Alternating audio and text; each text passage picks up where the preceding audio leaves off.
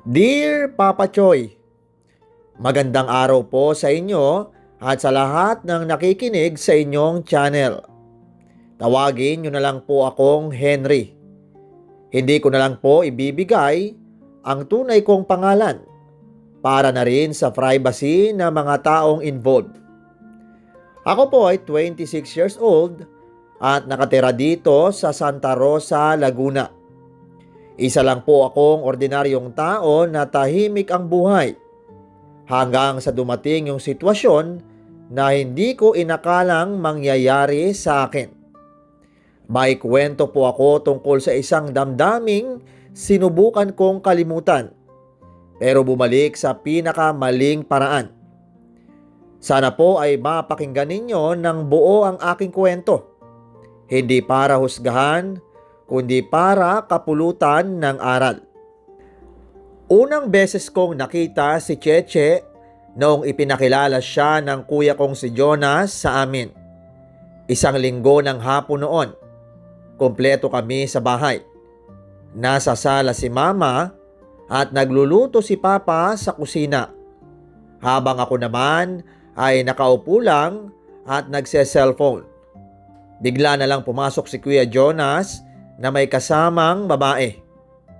"Ma, Pa, may papakilala ko sa inyo," sabi niya.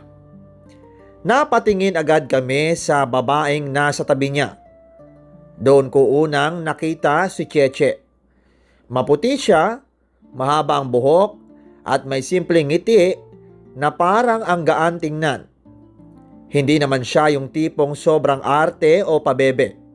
Simple lang, pero maganda talaga. "Si Cheche, girlfriend ko," dagdag ni Kuya. Agad siyang binati ni Mama at pinaupo sa sala. Mabait din siya kausap. Hindi siya nahihiya kahit first time pa lang niyang makilala ang pamilya namin. Nakikipagkwentuhan siya kay Mama tungkol sa family niya at kung paano sila nagkakilala ni Kuya. Habang nakaupo ako sa gilid ay napapatingin ako sa kanya paminsan-minsan. Hindi ko naman inaamin sa sarili ko noon, pero parang may kakaiba akong nararamdaman. Hindi naman yung tipong love agad, parang simpleng paghanga lang, mga ganun. Siguro dahil maganda siya.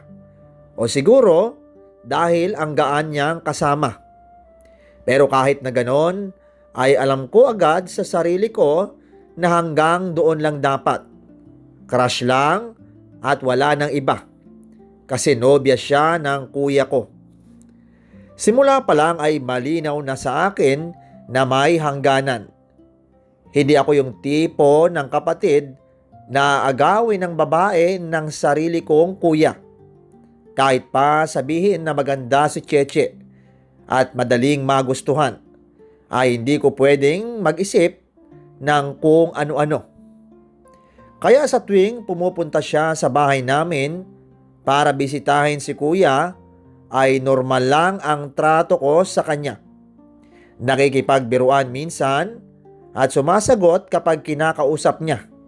Pero hanggang doon lang, Papa Choy. Hindi ko hinayaang lumalim pa yung paghanga ko. Dahil sa isip ko noon ay lilipas din yun. Isang simpleng crush na mawawala rin habang tumatagal.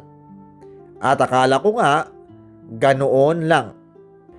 Dalawa lang kaming magkapatid ni Kuya at ako ang bunso. Noong pinakilala ni Kuya Jonas si Cheche sa amin ay pareho pa kaming college noon.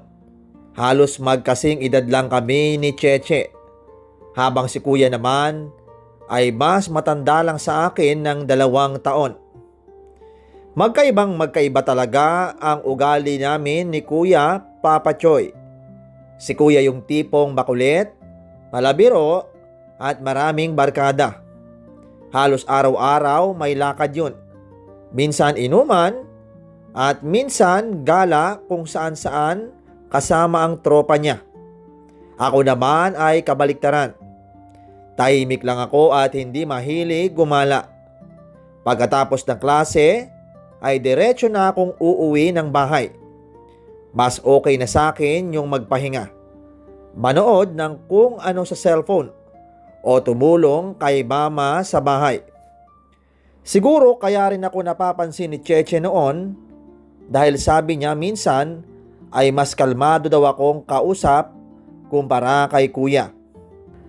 Habang tumatagal ang relasyon ni na Kuya Jonas at Cheche ay mas nadadalas na rin siya sa amin, Papa Choy. Halos tuwing weekend ay daroon siya, parang naging routine na nila yon. Darating sila Friday ng hapon, tapos doon na matutulog si Cheche sa kwarto ni Kuya.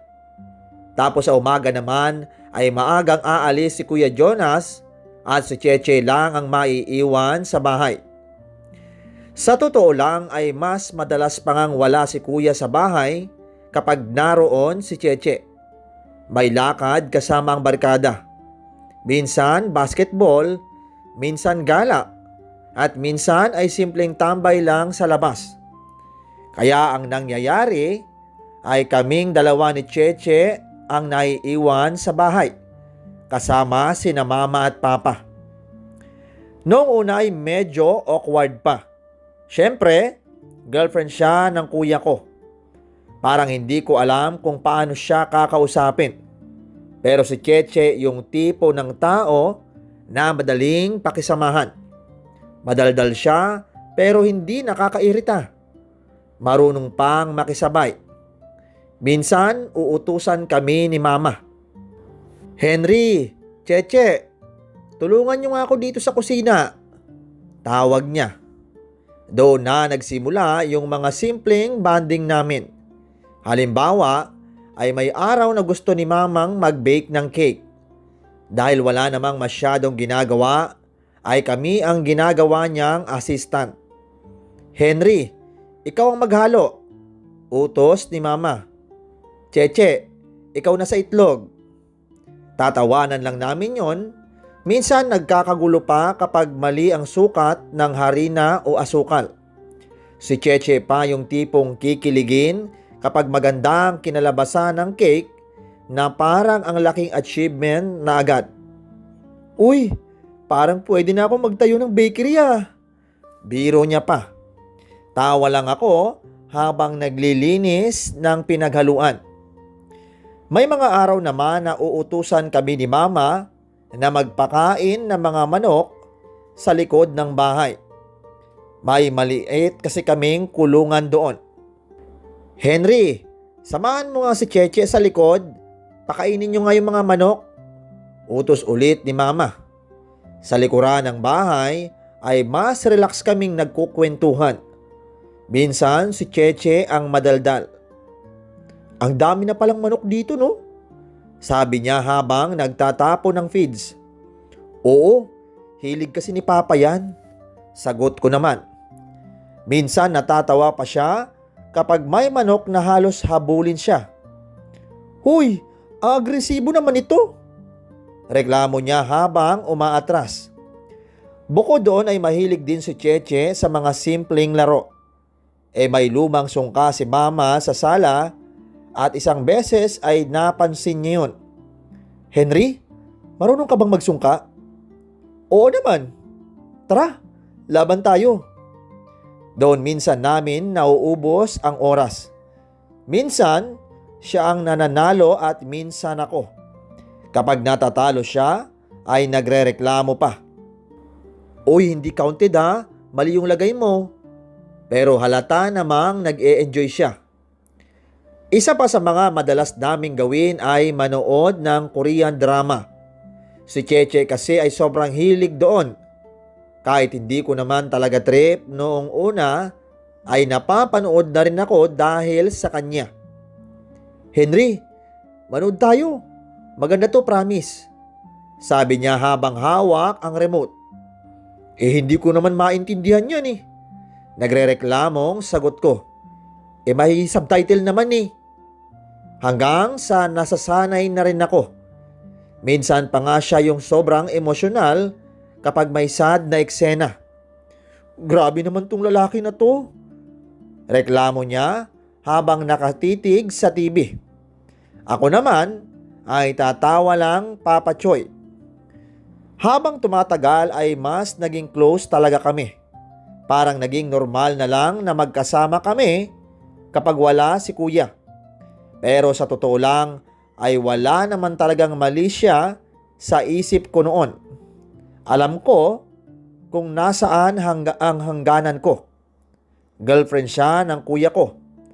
Kahit pa sabihin na madalas kaming magkasama, ay hindi ko hinayaan na lumampas doon ang tingin ko sa kanya.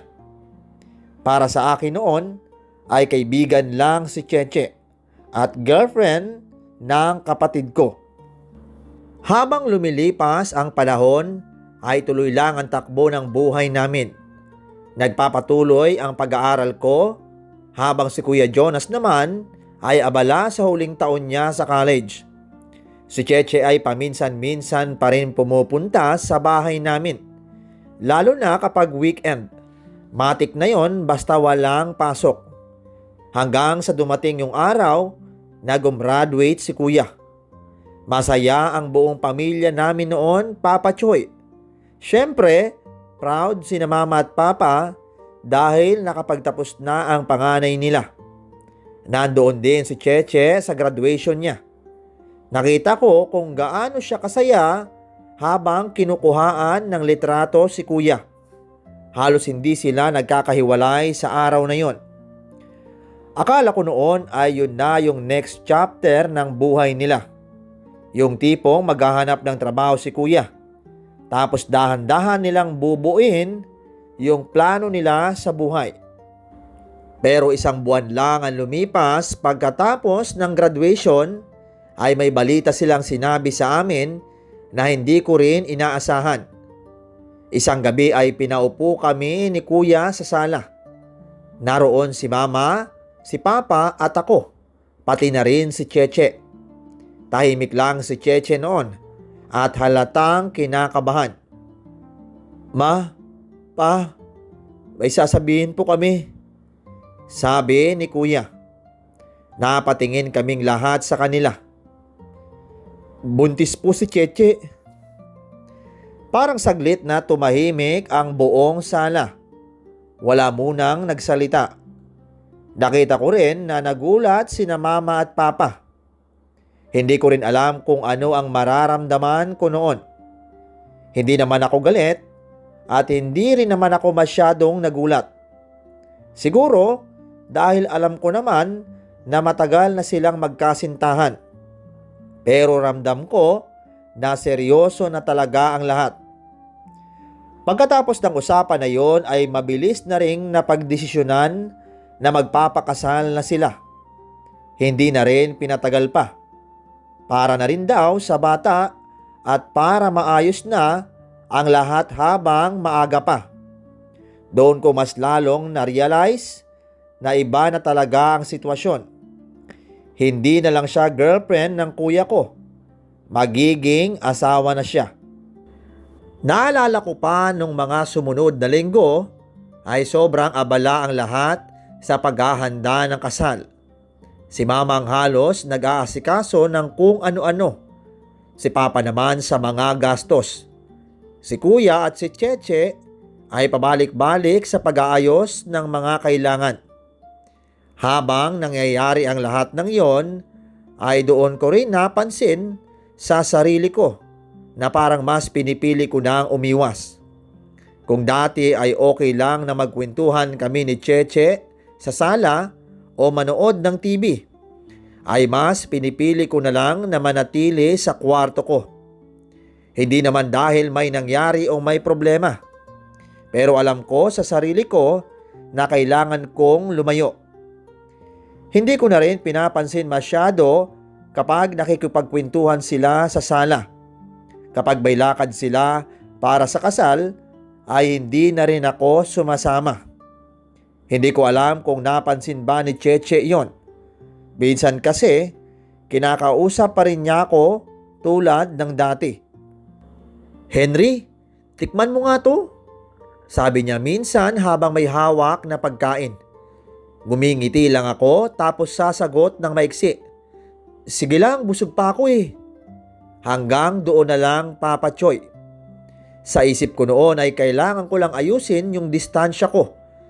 Hindi dahil may mali akong ginawa, kundi dahil alam ko na may hangganan na talaga. Hindi na siya yung Cheche na dati kong nakakalaro ng sungka o nakakasamang magpakain ng manok sa likod ng bahay. Asawa na siya ng kuya ko. At kahit pa sabihin na matagal ko nang tinanggap na hanggang paghanga lang ang nararamdaman ko sa kanya, ay mas lalo kong pinili na lumayo para na rin sa respeto sa kuya ko. Pagkatapos ng kasal nila Kuya Jonas at Cheche, ay sa bahay na namin tuluyang tumira si Cheche. Wala pa kasing trabaho si kuya noon, kaya sinamama na muna ang tumutulong sa kanila habang nag-aayos pa sila ng buhay nila bilang mag-asawa. Sa umpisa ay sinubukan pa ni Cheche na ipagpatuloy ang pag-aaral niya. Ayaw sana niyang tumigil agad kahit buntis siya. Pero habang tumatagal ay nahihirapan na rin siya dahil sa paglilihi. Madalas siyang nahihilo at nasusuka. May mga araw pa na halos hindi siya makatayo sa kama. Hanggang sa napilitan na rin siyang huminto muna sa pag-aaral. Si kuya naman ay halos araw-araw lumalabas para maghanap ng trabaho, kung saan-saan siya nagpapasa ng resume. Minsan, uuwi siyang pagod at minsan naman ay halatang dismayado. Ay, ano ba to? Wala pa rin. Naririnig ko minsan niyang sinasabi kay mama. Hindi rin madali ang sitwasyon nila noon, Papa Choy. Bagong kasal at may paparating na baby. Pero wala pang siguradong trabaho si kuya. Samantalang ako naman ay tuloy lang sa pag-aaral. Nagfo-focus lang ako sa school dahil gusto kong makapagtapos para makatulong din sa pamilya ko balang araw. Lumipas ang ilang buwan na ganun ang takbo ng buhay namin. Hanggang sa dumating ang isang araw na hindi namin inaasahan. Hapon noon, galing ako sa school at kakapasok ko pa lang sa bahay nang marinig ko si mama na parang nagmamadali sa sala. Jonas anak, bilisan mo! Sigaw niya. Paglapit ko ay nakita ko si Cheche na nakaupo sa sopa.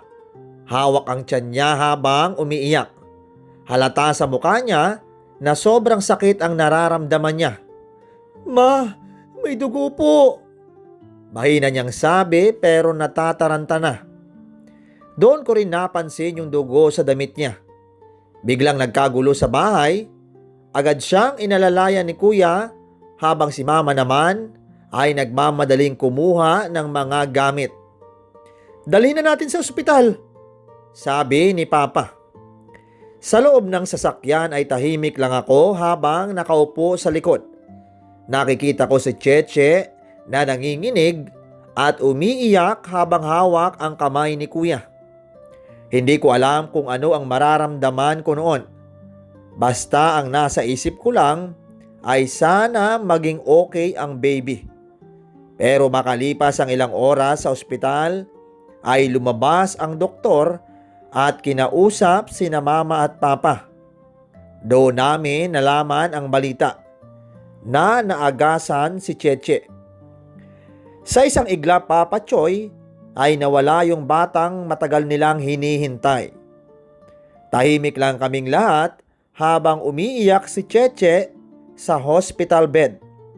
At si kuya naman ay nakaupo lang sa gilid. Halatang hindi rin alam kung paano haharapin ang nangyari. Pagkatapos ng nangyari kay Cheche ay parang nagbago ang lahat sa bahay namin. Hindi na katulad ng dati na masaya at maingay ang kwentuhan sa sala. Madalas na ring marinig ang pagtatalo nila ni Kuya Jonas.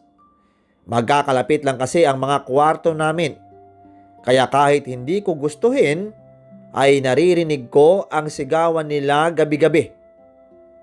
Hanggang kailan ka ba maghahanap ng trabaho? Hindi pwedeng lagi ka lang umaasa kina mama.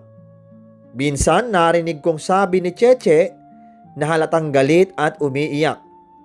Hindi naman nagpapatalo si kuya. Para saan pa? Wala naman yung baby. Ano bang point? Sagot niya na medyo lasing ang tono. Lalo pang nagalit si Cheche sa narinig niya. Kaya pala ganyan ka.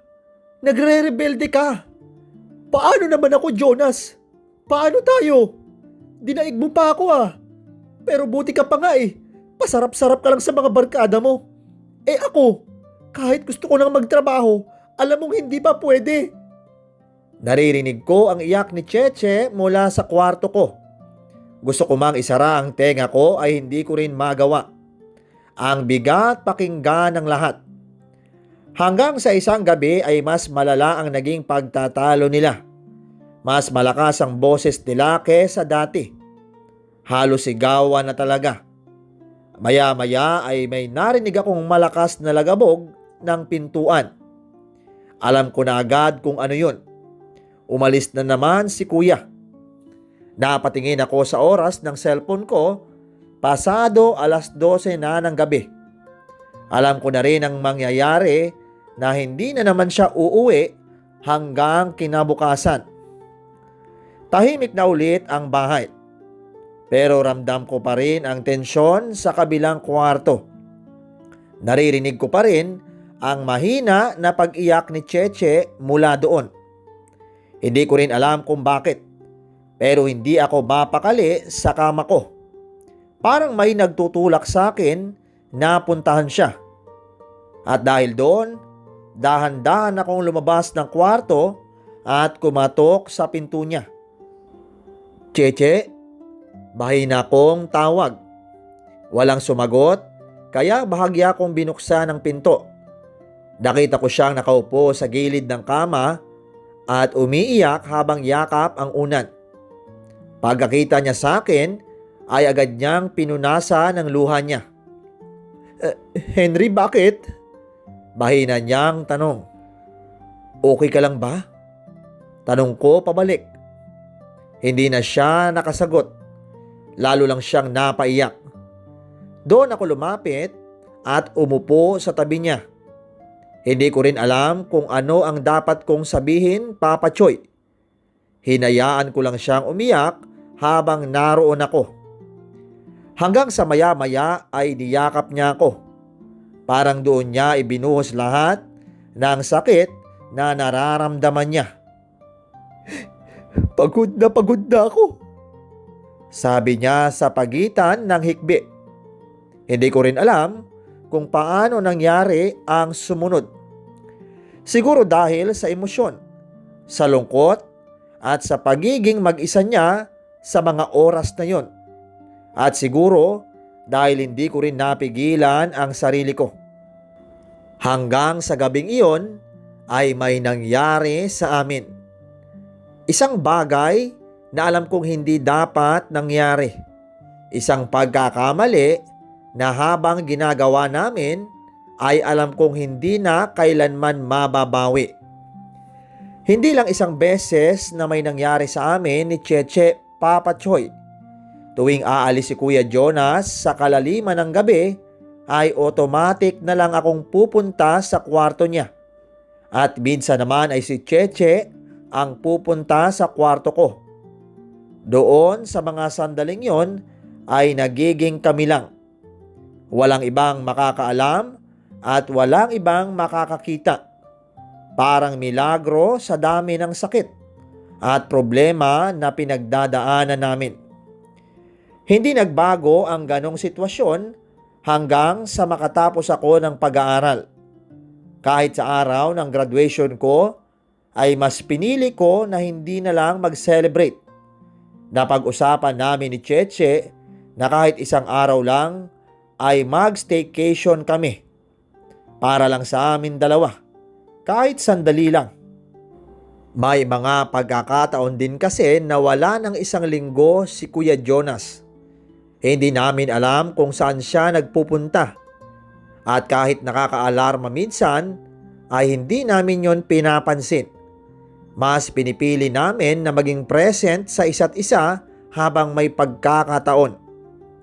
Hindi ko maipaliwanag ang saya ko tuwing nakakayakap at nakakasiping ko ang babaeng labis kong hinangaan noon.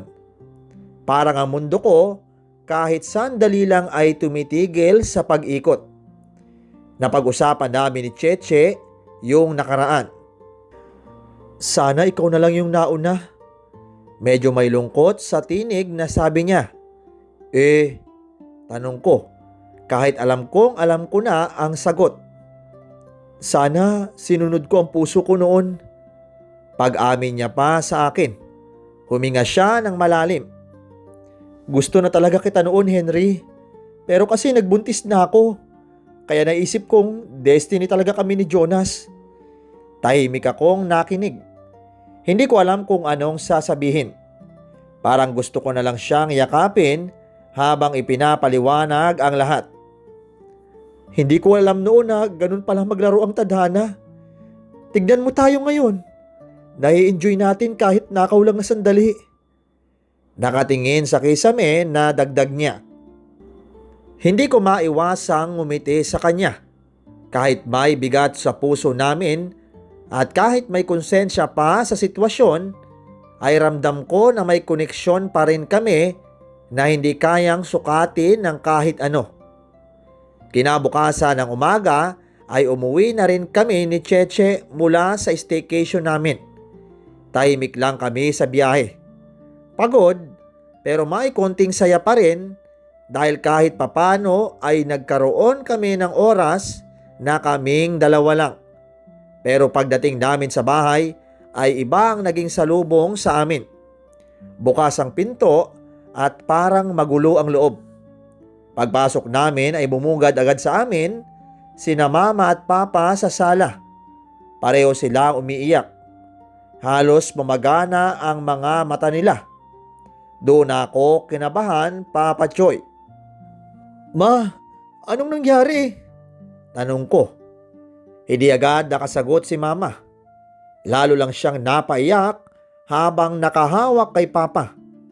Si papa naman ay tahimik lang pero halatang pigil ang emosyon. Hanggang sa sinabi niya ang balita na hindi ko alam kung paano papasok sa isip ko. Wala na ang kuya mo, Henry. Parang tumigil ang mundo ko sa narinig ko. Anong ibig sabihin nyo? Halos pabulong kong tanong. Nagpakamatay daw si Kuya Jonas. Nalaman namin na matagal na pala siyang nalulong sa sugal.